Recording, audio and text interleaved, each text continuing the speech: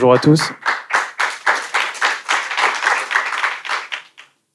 Là, on va parler de la crypto plutôt à l'horizon 20 ans. Donc, il va se passer normalement énormément de choses, comme vous pouvez le voir depuis ces derniers mois et depuis la mise en fonctionnement de Bitcoin. Et pour en parler, voilà, c'est moi qui vais animer. Donc, je suis Louis Tellier, je travaille à la GFI depuis un peu plus d'1 an maintenant et je m'occupe exclusivement des questions de crypto. Donc, c'est un privilège de faire que de la crypto et de ne pas faire de l'économie et de la crypto. Et en plus à la GFI, donc j'imagine que la majorité de personnes connaissent la GFI ici. Et puis bien pour en parler, je serai avec Louis-Alexandre, que je pense qu'il n'y a pas forcément besoin de présenter, et Owen Simonin, donc, qui est chef d'entreprise, plus connu aussi au départ pour être youtubeur, hein, sous le nom de Asher. Donc je vous invite à venir sur scène pour parler de tout ça.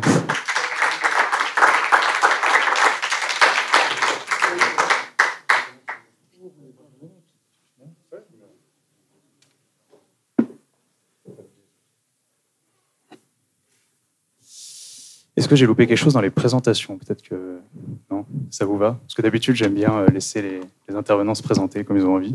Mais si j'ai rien loupé, alors tout va bien. Tout va bien. Oh oui, si. Non, très bien. Il aime bien la chartreuse. Ouais, référence à... D'accord. Bon, pour les dossiers, il y a une buvette. On peut... Bon... En 1 an, ça fait un peu plus d'1 an qu'il y a eu un petit peu cet effet domino qui a été entraîné au départ par la chute de Terra Luna, qui a marqué un petit peu la fin, même s'il avait commencé un petit peu en janvier, la fin de l'extraordinaire, on va dire, bull run au niveau des cours, qui a duré, on va dire, un peu plus d'1 an peut-être. Ça dépend où certains veulent placer le curseur. On a vu un Bitcoin à 64 000 €, 70 000 $. Enfin, bref, c'est quelque chose qu'on n'avait jamais vu. Et dans ce bull run qui est notable par rapport aux 2 précédents, c'est qu'il y a eu un volet institutionnalisation. Et qui dit institutionnalisation dit l'arrivée d'acteurs institutionnels, de grands acteurs classiques comme les banques, par exemple, qui s'intéressent de très près, notamment à la finance décentralisée. Et il y a quelque chose, un mur ou une opportunité, ça dépend comment vous aurez envie de le qualifier, messieurs. Il y a la réglementation dans tout ça. On en pense qu'on veut, mais de toute façon, elle sera là. Pour le meilleur, pour le pire. Une nouvelle fois, une question d'opportunité ou pas.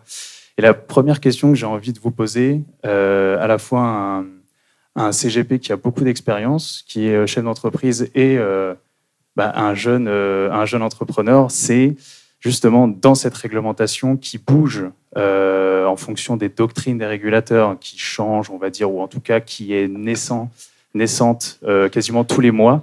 Et c'est d'ailleurs une difficulté pour nous, journalistes, parce que c'est difficile d'une part de se mettre à jour. Moi, j'ai régulièrement des messages qui me disent mais c'est des conneries que tu as écrit. Bon, c'était il y a 6 mois. Et effectivement, si j'avais écrit ça aujourd'hui, ça aurait été des conneries, parce que ça a changé pour la énième fois.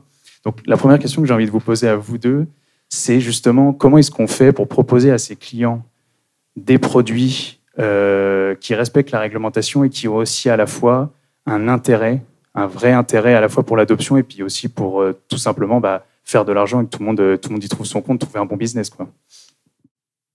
Alors, quels sont les critères? C'est un petit peu délicat parce que, comme tu dis, ça change beaucoup. Et les critères qui aujourd'hui sont totalement corrects et en accord avec ce que demande l'autorité des marchés financiers, par exemple, ne le seront pas d'ici quelques mois ou quelques années. Et surtout, il y a plein d'interprétations juridiques. On est littéralement sur un sujet où, des fois, en fonction du produit qu'on veut proposer, il n'y a pas de réglementation claire. Je donne un exemple très simple. On s'est battu pour que MiCA, par exemple, ne propose pas une régulation stricte sur la finance décentralisée, donc tous les outils financiers qui sont sur la blockchain, et sur les NFT, parce que c'est tout nouveau.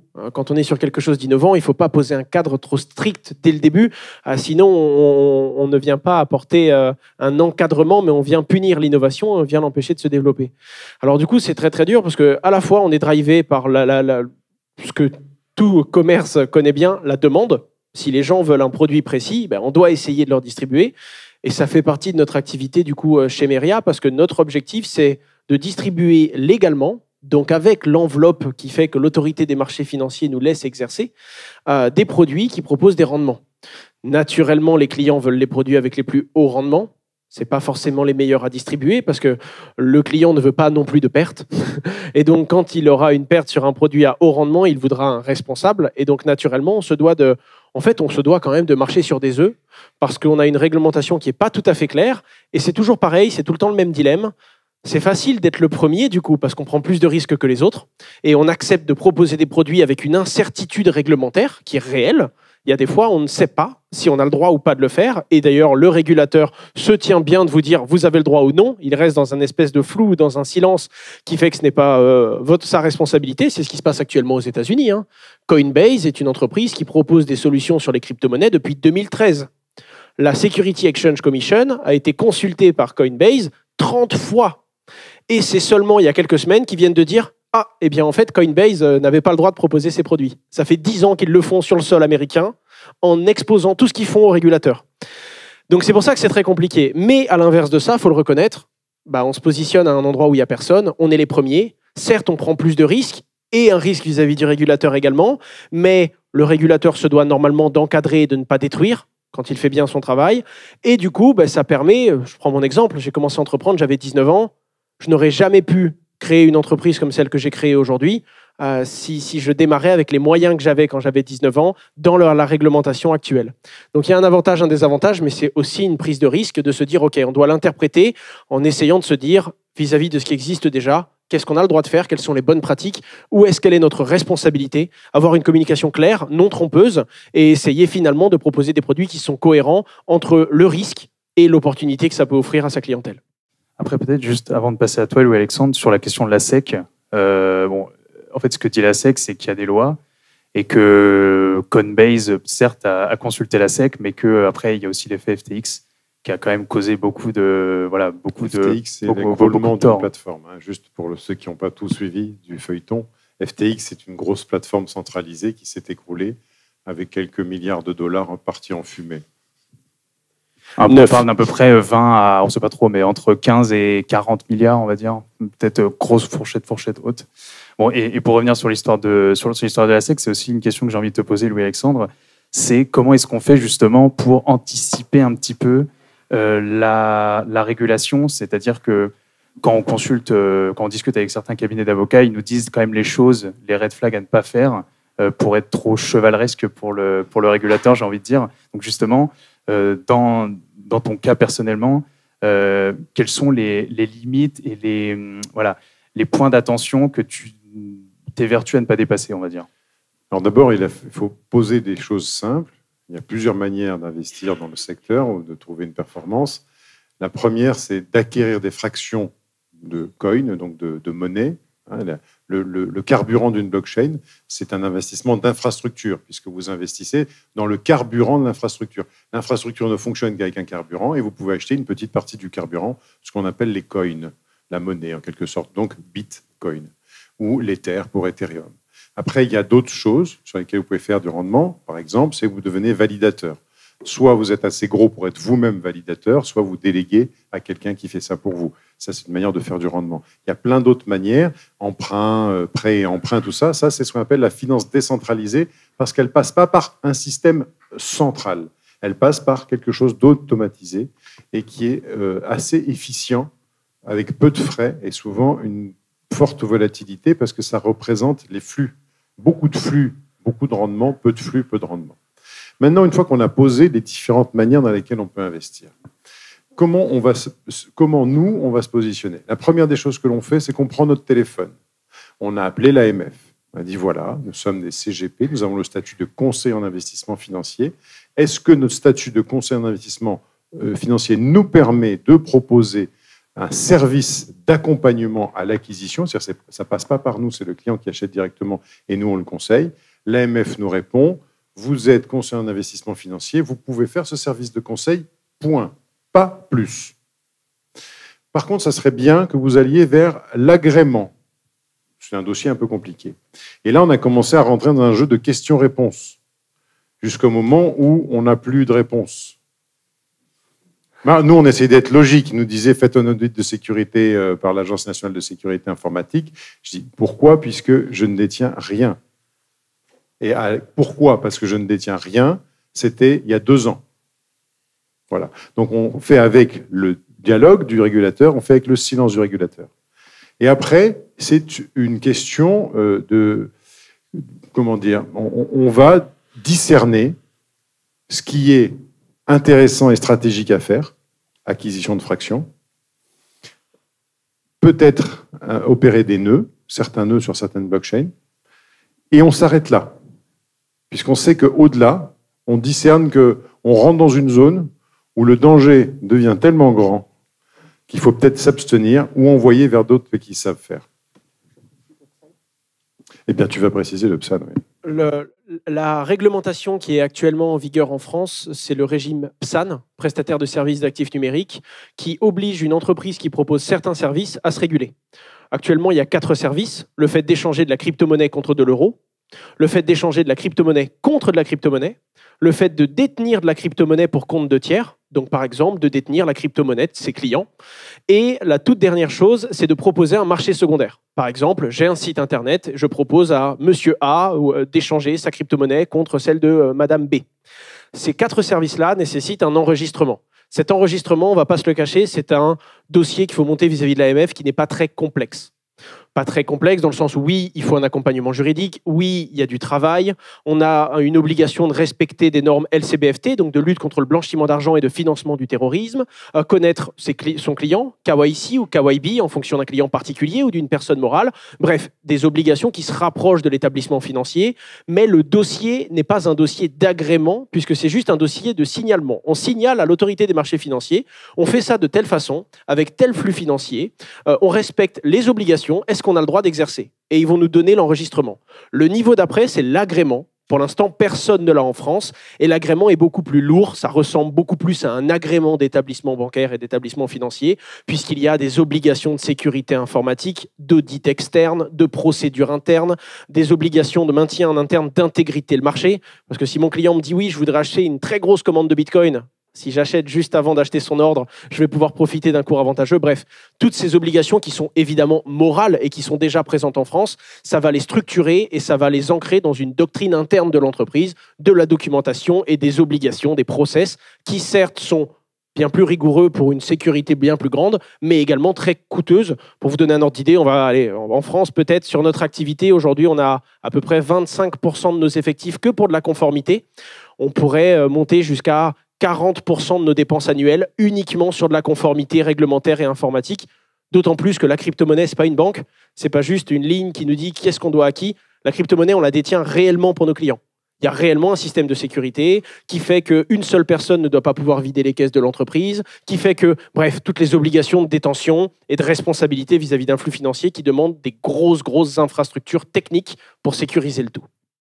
Alors, aussi pour préciser, parce que c'est vrai qu'à un moment donné, le PSAN, c'était un petit peu un tampon qui était aussi destiné à rassurer. Alors, c'est vrai au départ, mais l'enregistrement PSAN, il est quasiment, c'est pas bien de dire ça, mais c'est quand même ça, c'est que c'est quasiment pour vérifier un petit peu si les acteurs font pas de blanchiment d'argent. C'est quasiment que pour ça. Après, effectivement, il y a l'agrément, où là, vous êtes considéré comme une institution financière, on va dire, un peu qui se rapproche de l'institution financière classique. Et ça, c'est l'agrément PSAN, qui est quasiment un copier-coller du futur agrément MiCA, donc qui sera l'espèce de passeport européen et qui permettra justement d'harmoniser les réglementations entre les pays membres au sein de l'Union européenne. L'autre question que je voulais vous poser aussi, parce que vous avez, comme vous êtes entreprenant sur le sujet des cryptos pour proposer des produits qui essaient justement d'être novateurs sur la question du patrimoine. Comment est-ce que vous jugez, donc maintenant la loi PAC, ça fait un peu plus de 4 ans qu'elle est en place, comment est-ce que vous jugez le niveau de connaissance et les progrès faits par les régulateurs, que ce soit la CPR ou l'AMF? Je ne sais pas si... C'est dur de critiquer le régulateur en public. Parce que derrière, après, il va s'intéresser de près au dossier, mine de rien. Donc, en fait, on va les taper un peu au-dessus. Qui fait les lois, qui publie les décrets, et ainsi de suite. Ce sont des hauts fonctionnaires. On vous a montré une espèce extrêmement rare en fin de matinée pour ceux qui étaient là. Je ne vais pas dire qu'elle est en voie de disparition, c'est qu'il y en a très très peu par génération comme ça. On en a trouvé un, on vous l'a montré. Donc, maintenant, revenons à nos moutons. Tu parles de Yorick, là. Je parle de Yorick, bien sûr. La problématique que l'on a, c'est que l'AMF, elle fait avec les moyens qu'on lui donne. La question que je voudrais poser aujourd'hui, c'est est-ce que l'AMF et la CPR ont les moyens de leur mission? C'est un sujet, avec Jean-Marc, on peut en disposer. Beaucoup de services centraux ont-ils les moyens où va l'argent de nos impôts? Est-ce que ces gens-là ont des moyens? Aujourd'hui, moi, ma conviction forte, l'AMF n'a pas les moyens de remplir ses missions. N'ayant pas les moyens de remplir ses missions, elle va à l'essentiel, elle simplifie à outrance, et c'est pas toujours simple d'avoir des gens qui répondent à nos attentes. Par contre, ce que je peux remarquer, c'est quand j'ai dit une fois sur un commentaire LinkedIn que j'avais pas eu une super réactivité sur une réponse, un peu moins de 2 ans. Eh bien, par contre, je crois dans l'heure ou les 2 heures qui ont suivi, il y avait un coup de fil au bureau. Donc, manifestement, ils ont des équipes réseaux sociaux.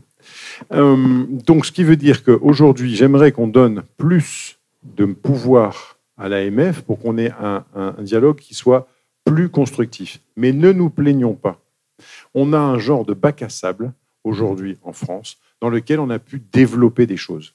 Et quand j'ai appelé, moi, l'AMF, il y a un peu plus de 2 ans, ils nous ont dit « Oui, vous êtes si, vous pouvez ». Voilà. Par contre, on veut une procédure, on veut un process. Que vous donniez des mauvais conseils, ce n'est pas notre souci. Je suis désolé, on essaie d'en donner des bons.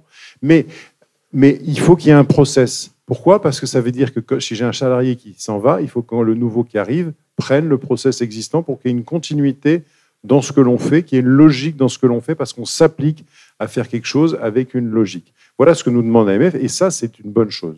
Après, pour aller plus loin, je pense que le régulateur est en retard, mais il ne faut pas en vouloir au régulateur, il faut en vouloir parfois aux gens qu'on a au-dessus qui font les lois ou qui essaient de les mettre en œuvre et qui n'ont pas forcément compris les enjeux, qui ne vont pas au bout. Il n'y a qu'à voir les attaques que l'on a aujourd'hui sur Bitcoin et la crypto par certains parlementaires. Alors justement, certains parlementaires, on va peut-être aller de l'autre côté de l'Atlantique, puisqu'on a un petit peu effleuré le sujet avec Owen en tout début de cette discussion. Justement, tu parlais de bac à sable, Louis-Alexandre. Est-ce qu'on peut faire une comparaison entre justement ce qui se passe en Europe, peut-être ce qui se passe en Asie ou qui commence à se passer en Asie, et ce qui se passe aux États-Unis? Est-ce que l'Europe est réellement en avance, ou alors est-ce que les Américains se posent de meilleures questions que les Européens ne se sont posées quand ils ont fait le règlement MiCA? C'est-à-dire, pour reprendre ce que tu disais au début, c'est la transparence des plateformes. Parce qu'effectivement, Coinbase a rencontré une 30aine de fois le régulateur.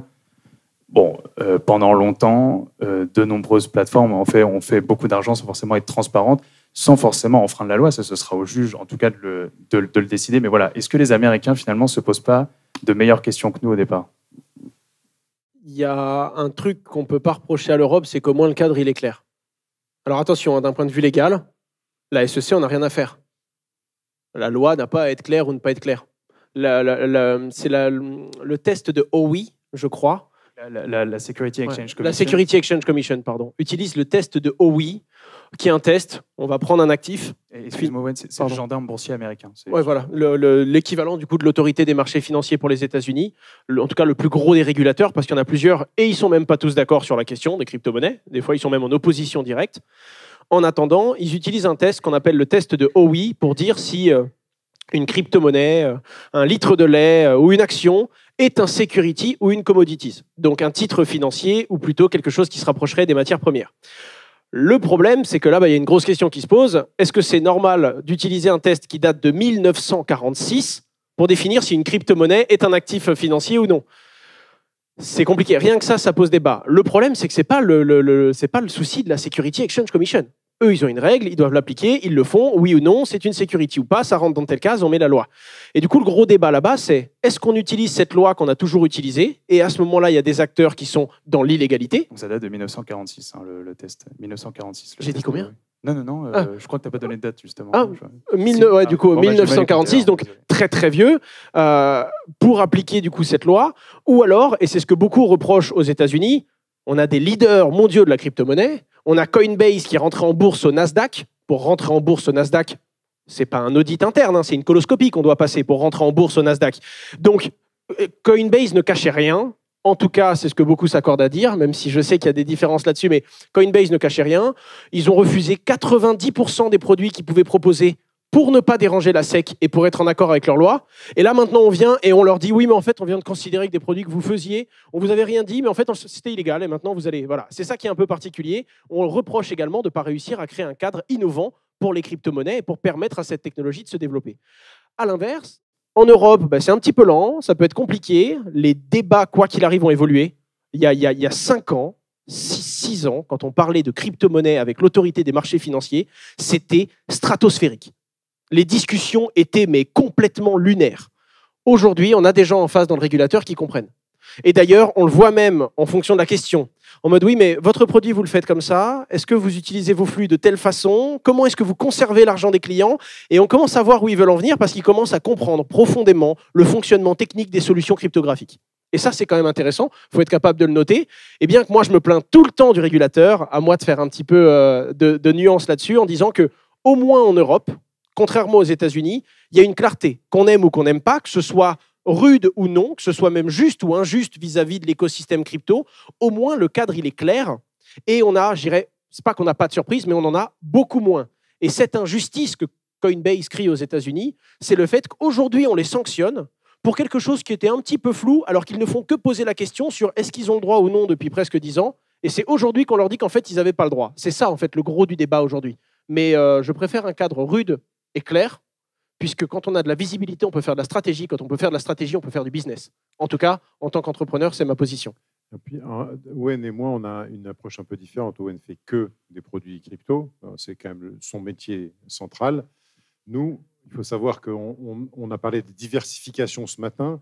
Là, vous avez bien compris que quand on va vous proposer d'aller mettre des crypto-actifs dans votre portefeuille, on va le faire dans un but de diversification. Et on va être sur des 2 à 5% de votre patrimoine. Et donc, on doit intégrer aussi ces éléments-là. Et pourquoi on le fait? On le fait pour différentes raisons de volatilité ou de comportement contracyclique. Et on va intégrer ça en complément d'une stratégie globale. Donc, mon rapport régulateur est un petit peu différent de celui d'Owen, puisque moi, j'ai un vieux régulateur qui régule plutôt correctement notre métier qui est quand même assez ancien aujourd'hui. Et de l'autre côté, j'interviens sur une petite partie, alors que pour Owen, c'est la totalité de son business. Alors justement, ça a l'air d'être un petit peu loin, Mika, ce qui se passe aux États-Unis. Mais en quoi, en fonction des différentes issues qu'on pourrait observer, en quoi est-ce que ça peut impacter vos business et en quoi est-ce que ça pourrait vous préoccuper, et notamment ce qui se passe aux États-Unis? Je vais commencer, puis après, Owen pourra continuer. Nous, aujourd'hui, on pense que, pourquoi on est là, en ce moment, en train de parler de ça, parce qu'on pense que c'est quelque chose qui est indispensable de connaître aujourd'hui, parce que, Jean-Marc, il y a une logique dans toute la journée, vous avez compris, enfin, j'espère que vous avez compris, c'est qu'on pense qu'il y a une mutation profonde qui a commencé et qui va vers la tokenisation des actifs financiers, d'une bonne partie des actifs financiers et non financiers même, puisque là on parle d'immobilier. Et donc, ce que va poser le régulateur comme cadre, c'est très important parce que ça va être un coup d'arrêt ou au contraire un accélérateur à tout ce qui va se passer. Pourquoi? Je vous rappelle l'essence même de la crypto, c'est le rêve quand même de beaucoup, c'est décentralisation, désintermédiation. De moins en moins d'intermédiaires, même si je sais que ça ne fait pas toujours plaisir aux intermédiaires. Mais en fait, moins d'intermédiaires, c'est moins de frais, quand même, quelque part. Et puis aussi décentralisation, parce qu'on se rend compte que la centralisation, comme a utilisé tout à l'heure, Yorick l'a dit tout à l'heure, n'a pas forcément prouvé toujours, ou Jean-Marc, a des problèmes d'efficience en ce moment. Donc, nous, on pense que ces notions-là, c'est ce qui va arriver dans les 20 ans qui viennent.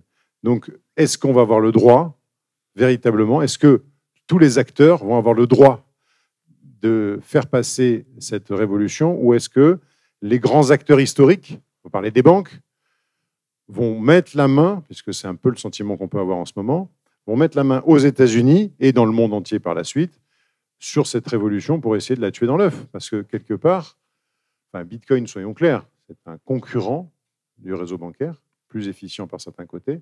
Est-ce que le régulateur n'est pas en train d'agir pour le compte des banques? C'est la grosse question au niveau des États-Unis. Alors là, je suis dans la spéculation complète. Je vous donne une théorie, vous prenez pas, régalez-vous avec ça, mais en tout cas, j'ai pas de réponse. La réalité, c'est que c'est vrai que quand on regarde les États-Unis, c'est étrange ce qu'ils font. Les États-Unis sont quand même très pro-business. En tout cas, c'est pas le pays du monde qu'on connaît pour être contre le business. Au contraire, leur dollar, ils veulent le pousser partout, et ils l'ont poussé partout. Ce serait quand même bizarre qu'ils aient une place de leader sur un marché et qu'ils viennent tuer ce marché sans aucune raison, en venant tuer les 2-3 bons élèves qu'ils ont eux-mêmes cotés en bourse dans leur pays et qui ont fait la une de tous les journaux parce qu'ils ont tout éclaté et qu'ils sont sur tous les écrans. Donc il y a quand même quelque chose d'étrange, et du coup il y a des rumeurs qui tournent. Évidemment, Twitter étant le plus grand tribunal du monde, je vais vous en donner quelques-unes. La première, c'est le système bancaire qui se dit mais les crypto-monnaies, ça y est, on commence à comprendre, ça ne nous intéresse pas. En tout cas, ça ne nous arrange pas du tout. Et donc, on devrait réussir à trouver une solution pour. C'est la position de certains. Il y en a d'autres qui disent non, on a juste été trop loin en fait. On a laissé quelques acteurs se développer, et quand on a vu ce qu'FTX s'est passé, et quand on a vu l'image que ça a donné des États-Unis d'avoir un FTX qui est parti avec l'argent des particuliers, c'est catastrophique, on doit taper du poing sur la table. Quitte à passer pour des idiots, on doit maintenant montrer qu'on est strict et avancer très vite et être même un peu trop strict. Ça, c'est les différentes positions. En attendant, certains disent juste que c'est une incompréhension qui finit par éclater. Ils ont un peu plus de temps pour se poser sur le sujet. Ils sont en train de lever des flous et de poser des termes et des obligations sur un cadre qui aurait dû être défini depuis longtemps. Quoi qu'il en soit, d'un point de vue européen, soit ça apporte de la confusion. Quoi qu'il arrive, c'est de la panique. Ça fait peur aux gens. Quand les gens ont peur, les gens vendent. L'offre et la demande, c'est le premier mécanisme qui régit le prix de Bitcoin. Quand les gens paniquent, le Bitcoin baisse. Quand les gens ont trop de confiance, le Bitcoin monte parce qu'ils en achètent. Donc ça va, quoi qu'il arrive, affecter l'Union européenne, mais ça peut également être une bonne nouvelle pour l'Union européenne, parce que si les États-Unis se ferment totalement aux crypto-monnaies, eh bien, il y a beaucoup de volumes qui ne seront pas traités. Et quand quelqu'un a une demande et qu'il ne trouve pas de personne pour la satisfaire aux États-Unis, il se tourne vers le marché européen. Et nous, on est là. Ça, ce serait la bonne nouvelle d'un point de vue business, même si en réalité, on ne sait pas jusqu'où ça peut aller. Les États-Unis restant un exemple pour le monde entier, ayant quand même tendance à imposer l'extraterritorialité de leurs droits, ayant quand même le dollar dans la poche de la plupart des êtres humains de ce monde, même quand ils ne sont pas aux États-Unis, ils vont pouvoir mettre des pressions bien au-delà de leur territoire. Affaire à suivre, malheureusement, je n'ai pas la réponse à cette question trop complexe. Alors, il y a une grosse question que je voulais aborder avec vous, c'est la gestion du risque dans l'écosystème crypto, parce que c'est un marché qui est encore très petit. On le voit, il n'y a pas des centaines d'acteurs crédibles. Alors, que ce soit des acteurs qui aient des idées business qui ne marchent pas ou qui interviennent trop tôt, ou alors des purs scams, ou des entreprises qui ne sont pas forcément rentables. Dans cet environnement de marché encore largement immature, comment est-ce qu'on fait justement quand on est entrepreneur pour tenter de, comme le dit l'expression, trier le bon grain de livret? Quels sont les critères globalement pour justement éviter les catastrophes, notamment certaines qu'on a vues, les catastrophes, en tout cas les business qui ne marchent pas, qui s'effondrent, qu'on a vu ces derniers mois? Alors en fait, l'avantage que j'ai sur Owen, c'est que mon âge joue pour moi, pour l'instant, par rapport à l'expérience. Voilà. Oui, c'est le seul truc où tu auras du mal. Mais il faut bien que j'en trouve un quand même. Alors, donc, ça veut dire qu'on a assisté notamment à quelque chose que l'on met souvent comme parallèle, qui est l'époque de 2000.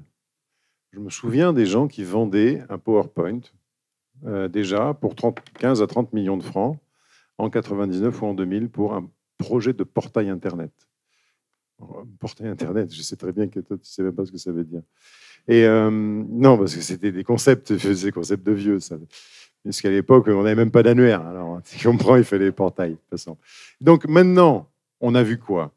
On a vu que, oui, c'était crédible, qu'il y avait 99,9% de projets non viables, et puis qu'il y avait des gens qui sont devenus les GAFAM.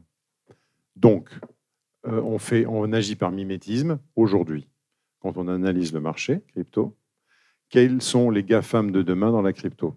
Donc nous, on est timorés. On va dire, écoutez, d'abord Bitcoin. Voilà, parce que c'est l'actif de base. Et puis, il y a un certain nombre d'éléments, je ne vais pas reprendre aujourd'hui. Ensuite, deuxième, Ethereum. Ethereum adresse des problèmes qui ne sont pas ceux de Bitcoin. Donc là, déjà, on a fait 70% du portefeuille. On pense ne pas trop se tromper là-dessus. Après, il y a une partie de diversification qu'on peut utiliser dans les 30% restants. Dans les 30% restants, on peut tokeniser, par exemple. On peut tokeniser de l'or, on peut tokeniser de l'immobilier, et on peut mettre d'autres blockchains d'infrastructure. C'est-à-dire quand, par exemple, Singapour va utiliser JP Morgan pour émettre de la dette, donc la dette de l'État de Singapour, je dis bien, donc une dette en émission primaire, normalement, qui est réservée aux institutionnels. Donc il va proposer de tokeniser, il utilise une blockchain qui s'appelle Polygon. Ben, nous, on estime que Polygon est un marchand de pelles et de pioches de la ruée vers l'or. Donc, on peut en mettre un petit peu dans les portefeuilles. Voilà pour répondre à la problématique du risque. Bah, du coup, je vais essayer de répondre en prenant un angle totalement différent pour apporter notre réponse, en essayant d'être assez succinct. Quelques clés pour essayer de bosser avec des bons projets. Premièrement, regardez depuis combien de temps ils sont là. Ça ne veut pas dire qu'un jeune projet n'est pas fiable, mais un projet qui roule sa bosse depuis 4-5 ans, bah, c'est un projet qui naturellement a essuyé plus de plâtre, a mûri, a évolué, etc.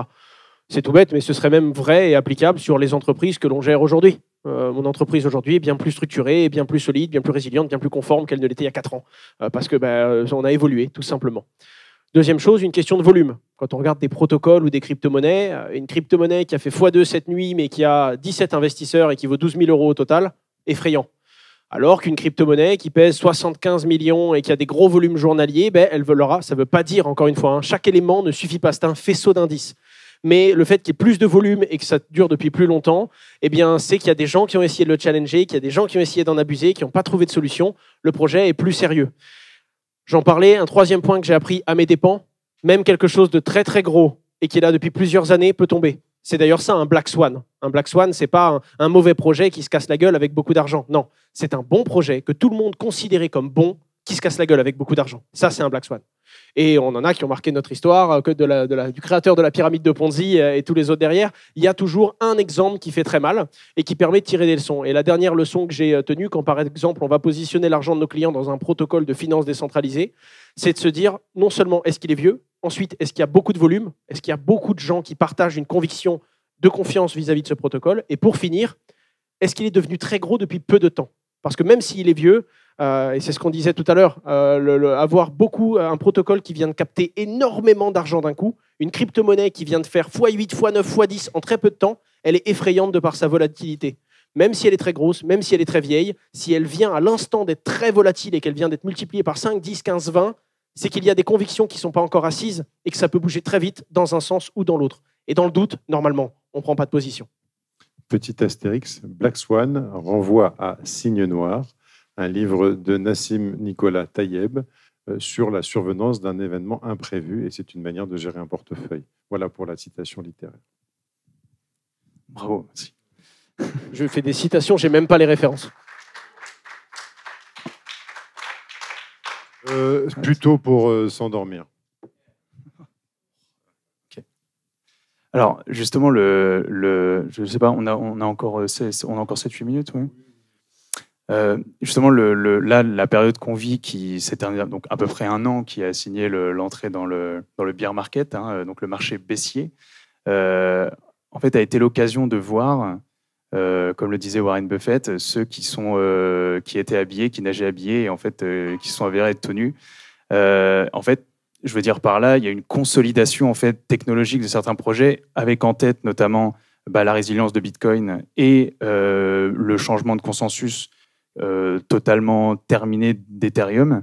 Justement, vous, sur les 1 an qui viennent de se passer, comment est-ce que vous jugez justement cette consolidation de certains acteurs, ou alors est-ce que vous avez vu d'autres types d'acteurs émerger? Par exemple, on a vu le business du stacking complètement décoller.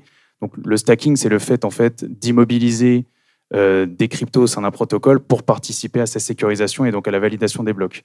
Et en fait, pourquoi vous immobilisez vos coins, vos cryptos dans le protocole? C'est que si jamais vous respectez pas, enfin si vous mettez en place un nœud qui ne respecte pas les règles du protocole et que vous embêtez un peu tout le monde sur la chaîne, vous vous faites burner, donc c'est-à-dire supprimer, voler, confisquer, vous pouvez appeler ça comme vous voulez pour la vulgarisation, vos cryptos. Et c'est notamment sur ce principe-là qui est maintenant basé Ethereum. Justement, alors on pourra parler du stacking. Quel est votre point de vue justement sur cette consolidation? Est-ce que ça a été une consolidation du secteur ou est-ce que vous avez vu d'autres business émerger justement comme le stacking? Alors, moi, qui ai passé une formation en expert de finance décentralisée, je ne vois pas forcément des choses qui ont émergé, qui n'existaient pas déjà. Disons que pour être très transparent avec vous, avec Lucas de notre équipe, là, on devait lancer en mars-avril plutôt quelques idées de services DeFi, toujours en relation avec le respect de la réglementation. L'arrivée du début du marché baissier avec l'affaire Celsius nous a un tout petit peu refroidi. Et puis, deuxièmement, quand on avait des taux à 0 ou à 1%, et qu'on allait chercher... Pourquoi le stacking? C'est que comme on valide des transactions, on a un revenu. Donc, si on avait un revenu 6, 7, 8, 9% à une époque où on faisait des taux 0 ou 1%, ben, le jeu en valait la chandelle, puisqu'on faisait 6 à 7 fois 8. On faisait 6 ou 7 fois plus de performance. Aujourd'hui, le sans risque est à 4% par an. Allez être validateur sur certaines blockchains, ça vous donne du 5 à 6%. Est-ce que le surplus de performance en vaut le coup? Je pose la question, je n'y réponds pas. Je laisse chacun répondre à la question. Et ensuite, qu'est-ce que l'on voit? Moi, je vois une chose, c'est que je vois l'industrie. Et je vois l'industrie surtout en France. Eh bien, il n'y a pas une industrie qui prépare, il n'y a jamais d'industrie qui prépare de meilleures nouvelles que celle qui construit dans la baisse. Et ce que je vois depuis un an, c'est qu'on a aujourd'hui une industrie qui construit des projets très solides pour le moment où les marchés se redresseront, s'ils se redressent. Mais je suis impressionné de voir ça, de voir comment on a une résilience et des gens qui ont compris que ça va influer nos 20 prochaines années et de voir beaucoup d'argent qui est investi et maintenant beaucoup d'argent qui est mieux investi qu'il ne l'était il y a 2 ans. Cette curation, elle est saine en fait, hein, parce que ça clean tous les mauvais acteurs ou tous ceux qui profitaient des tendances. Il y a plein de révolutions dans la blockchain qui créent un gros intérêt momentané. Mais on peut faire le parallèle avec Internet dans les années 2000. Au début, 99% des gens, en 3 semaines après la création du protocole, ils étaient en train de créer Google. Non, il a fallu 30 ans. Et il y en a eu des faillites avant d'avoir Google, avant d'avoir Amazon, etc. C'est pareil dans les crypto-monnaies. D'un côté, c'est sain. Évidemment, on sait que 90% des gens qui arrivent, c'est les spéculateurs, c'est les premiers qui sont là, c'est les investisseurs. Mais c'est mine de rien cette entrée massive de flux financiers qui permet d'avoir des vraies entreprises qui créent des vraies solutions. Et ensuite, naturellement, quand plus personne ne s'intéresse au marché, les premiers qui arrêtent parce que c'est plus rentable, bah, c'est tous ceux qui venaient faire des usines à gaz et qui faisaient beaucoup de bruit pour dire on existe et on innove, alors qu'en réalité, ils n'avaient rien de concret entre les mains. Et donc cette phase et ce cycle, qui pour être totalement franc, a failli tuer plusieurs de mes boîtes en 2018, parce que je ne l'avais pas vu venir. Je suis arrivé en 2016, 2017, on a gagné beaucoup d'argent, on embauche énormément de monde, on est en France, les crypto-monnaies s'effondrent. Pendant 3 ans, plus personne ne s'intéresse aux crypto-monnaies. Il faut payer les équipes à la fin du mois. Ça, c'est un bear market. La réalité, c'est qu'on n'était pas assez résilient. On n'avait pas assez de recul, on n'avait pas fait de trésorerie, on n'avait pas préparé des réserves dans un marché qui est pourtant cyclique, et on avait encore certains de nos projets où on cherchait nos modèles. La réalité était simple. On n'était pas assez pertinent. Si on était suffisamment pertinent, on aurait gagné suffisamment d'argent, on n'aurait pas eu ce problème. Donc, ça ne veut pas dire qu'il n'y a pas des bons projets qui ont des problèmes de liquidité et des besoins d'argent. Ça veut dire que dans tous ces projets, tout le monde va lever des fonds. Les meilleurs vont réussir à lever des fonds. Les projets sans conviction vont avoir du mal à trouver des investisseurs. Ceux qui ont déjà vécu les cycles ont fait des réserves et sont en train de construire en ce moment. Parce que certes, on peut avoir une bonne ou une mauvaise solution crypto, mais il y a aussi l'état du marché. On a beau avoir un bon ou un mauvais bateau, quand l'océan nous pousse dans la bonne direction, on a tous l'impression d'être des génies. Et c'est le problème des crypto-monnaies. Il y a des gens qui achètent des crypto-monnaies juste au bon endroit au bon moment, ils font x10, et le soir même, ils montent une chaîne YouTube et ils vont vous dire ce qu'il faut acheter. Il faut faire attention, parce que ces gens-là vont avoir raison pendant 1 an et demi, parce que pendant 1 an et demi, tout va monter. La réalité, c'est que moi, ça fait 7 ans que je suis dans cette industrie, je ne suis toujours pas trader, et si je vous disais achetez ça, vendez ça, il y a quand même de grandes chances que vous perdiez de l'argent. Parce que mon expertise vient dans le fait de sécuriser des crypto-monnaies, augmenter leur quantité par des mécanismes techniques de stacking, etc., etc., mais je ne suis pas trader. Et c'est ça l'illusion qui a été faite à beaucoup de gens. L'argent rapide existe uniquement parce qu'on peut le perdre rapidement. L'argent facile, lui, n'existe toujours pas. En tout cas, je ne l'ai pas trouvé. Et je l'ai cherché, croyez-moi, mais je ne l'ai toujours pas trouvé. Et donc, il faut avoir ça en tête, de se dire que ceux qui étaient venus pour faire de l'argent rapidement et qui n'arrivent plus à en faire en mode « j'avais une mauvaise idée, mais peut-être que ma mauvaise idée sur la blockchain, elle va devenir bonne ». Voilà, je pense que c'est ça qu'il faut garder en tête, et le fait que le support n'est pas une révolution, qu'il ne faut pas mettre de la blockchain partout, il faut mettre de la blockchain quand ça fait sens, et il faut essayer de se battre pour des idées. Et les moments où c'est plus dur, c'est également là qu'on voit ceux qui venaient profiter d'une tendance et d'un effet de mode, mais qui ne sont pas capables de créer des vraies valeurs. Et je voudrais ajouter à ça aussi, par le statut de la GFI qui est identifié comme très institutionnel classique, aujourd'hui, pendant longtemps, c'était les blockchains privées qui tenaient la corde. Aujourd'hui, tous les institutionnels sérieux, les gros institutionnels le diront jamais publiquement, en tout cas maintenant, mais cherchent tous à aller sur la blockchain publique de manière réglementée. Donc vous le voyez avec des émissions de tokens, des produits structurés qui sont des expérimentations, notamment vous le voyez avec SG Forge, qui est une filiale de Société Générale. Mais aujourd'hui, à 99% sûr, en tout cas ça se voit dans les stratégies, on intègre que la blockchain et la crypto, et je dis bien blockchain et crypto et pas que blockchain, voilà, constituera une grande partie de l'infrastructure du système financier de demain. Donc pour reprendre un peu ce que vous disiez. Voilà, si on a une place pour une question. Je fais une petite précision et après on passera à la question. Je voulais juste pour que ça soit clair entre vous, que vous puissiez bien faire la différence entre un token, ce qu'on appelle un token, et un coin, puisque ce sont deux mots anglais qui sont utilisés tout le temps. Et oui, dans vous allez faire un moyen avec Bitcoin. Le coin, monnaie, c'est l'essence du réseau. Dans Bitcoin, pour faire une transaction, il faut du Bitcoin, puisque c'est comme ça que vous allez payer votre transaction. Dans Ethereum, pour faire une transaction, il vous faudra de l'Ether pour faire une transaction. Mais sur Ethereum, vous pouvez acheter un token immobilier, vous pouvez acheter un token en or. Et si je veux envoyer de l'argent de mon token immobilier vers mon token en or, je fais donc un swap, un échange entre mes deux tokens, c'est possible, sauf qu'il me faudra, si vous avez bien suivi, qu'est-ce qu'il me faudra pour faire la transaction? Il me faudra de l'Ethereum. Voilà, si je suis sur la blockchain Ether et que je fais une transaction entre deux tokens, il me faudra donc le coin qui est l'Ether. Et donc c'est très important que vous compreniez la différence qu'il y a entre ces deux notions. Et quand vous aurez compris ça, vous aurez compris plus que 75% des gens dans ce pays, voire même, non, même je crois plus que 80. Un peu plus, ouais. Oui, 90% des gens dans le pays. Oui, vous êtes déjà, en sortant de la pièce, vous êtes déjà beaucoup plus intelligent qu'en y étant entré. Non, déjà vous avez appris un truc en plus. Voilà. Si vous avez une question, on sera très heureux d'y répondre. On va faire une question parce qu'après, on passe à la suite. Il y a deux petites interventions sympas qui suivent. Là-bas, en haut, on a une question. Alors, soit vous avez de la voix, soit quelqu'un court porter le micro.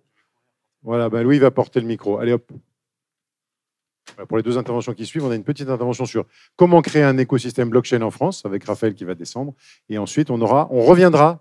C'est la dernière intervention crypto qui suit. Et après, on reviendra sur les marchés financiers. Alors, la question. Ouais. On a beaucoup parlé de régulation, de problèmes avec la SEC. On n'a pas trop parlé de Binance et de la récente actualité. Moi, ce que je voulais savoir, c'est est-ce que finalement, dans les 20 ans qui vont arriver, est-ce qu'on ne sera pas plus sur un fonctionnement avec les crypto-monnaies, que ce soit en investissement ou autre, de façon décentralisée et une désertion des plateformes centralisées? Il y a un intérêt qui augmente au niveau de la décentralisation, mais c'est un effet de balance. J'explique du coup pour ceux qui ne l'ont pas. La décentralisation, c'est le fait que vous avez votre crypto-monnaie dans votre clé, vous êtes votre propre dépositaire finalement, et vous allez déléguer la gestion à un acteur. Ça nous arrive, nous, actuellement, chez Meria, 50% des flux que l'on travaille, ce sont des flux délégués. Les clients ne nous les ont pas déposés. On ne peut pas les vendre pour eux. Par contre, on a le droit, dans certaines conditions, de prendre cette crypto-monnaie, de la mettre dans un validateur sur le réseau Ether, de valider des transactions, des blocs, de récupérer des Ethers, de prendre notre commission et de restituer le gros du reward au client. Ça, c'est de la délégation. Le reste, c'est nos clients, ils viennent, ils nous envoient de l'argent, de l'euro, du dollar, ils nous déposent de la crypto-monnaie sur notre plateforme. C'est nous qui sommes responsables de leur argent. Et là, ils vont sur notre plateforme acheter une autre crypto-monnaie, la travailler, etc. La différence entre les deux, c'est que dans le deuxième cas, si on se fait hacker, on peut perdre l'argent de nos clients. Dans le premier cas, on ne peut pas nous voler l'argent de nos clients parce qu'on ne la détient pas. Elle nous a été déléguée. Quand FTX s'est effondré, beaucoup plus de gens ont voulu faire de la délégation, sont revenus à détenir eux-mêmes leur crypto-monnaie, ce qui était assez sain d'ailleurs d'un point de vue éducatif. Mais à l'inverse, dès qu'il y a une mauvaise nouvelle ou dès qu'on a un peu peur, ce qui se passe en ce moment sur le device ledger, qui est une clé pour conserver et sécuriser sa crypto-monnaie, dès que les gens ont un peu peur d'un device ou d'un autre, ils préfèrent remettre tout leur argent sur une plateforme dans laquelle ils ont confiance. Donc, ce n'est pas une réponse absolue. Il n'y a pas de oui, il n'y a pas de non. Je ne pourrais pas dire comment ça va évoluer, mais ça dépend non seulement des gens, de leurs convictions et également de l'actualité. Parce que quelqu'un qui a voulu détenir lui-même sa crypto-monnaie, qui n'a pas bien fait son travail de sécurité et qui se fait tout voler, le lendemain, il préfère passer par une banque centralisée, un peu décevant parce que c'est loin des idéologies crypto, mais en qui il a confiance pour la gestion de son argent et sur fond de souvenir de quand il a essayé lui-même, il a perdu son argent et il s'est fait avoir. Naturellement, la liberté financière qui vient avec les crypto-monnaies, c'est aussi une responsabilité. Et ça veut dire que si vous voulez dépenser tout votre argent pour acheter une image de chien coloré NFT, personne ne va vous empêcher de le faire. Alors que si vous voulez dépenser tout votre argent dans votre banque pour acheter n'importe quoi, il y a des chances que votre banque vous dise ça semble stupide, réfléchissez, on vous aura prévenu. Donc, c'est les bons et les mauvais côtés de la centralisation et de la décentralisation. Pour moi, c'est pas tout rose, c'est pas tout blanc, tout noir, c'est du gris, des nuances de gris qui dépendent de qui vous êtes, ce que vous faites et des risques que vous êtes prêts à prendre. Il y a des blancs cassés aussi, pas que du gris. Et puis il y a un autre truc, et je finirai là-dessus, c'est que les régulateurs aiment bien les plateformes centralisées. Parce qu'ils peuvent passer coup de fil pour taper sur quelqu'un, alors que se taper un mois de vote ou une semaine de vote dans une DAO, c'est parfois, souvent, ils aiment moins, quoi. Donc, rien que pour ça, malheureusement, heureusement, ça dépend comment on l'interprète, ce qu'on en pense, mais je pense que les plateformes centralisées ont de beaux jours devant elles encore. Voilà. Ça ne sera pas forcément notre choix, clairement là-dessus. On préfère que nos clients détiennent leur crypto. C'est un choix tranché, philosophique que l'on a chez nous. Voilà. Merci beaucoup. Merci à vous deux. Merci.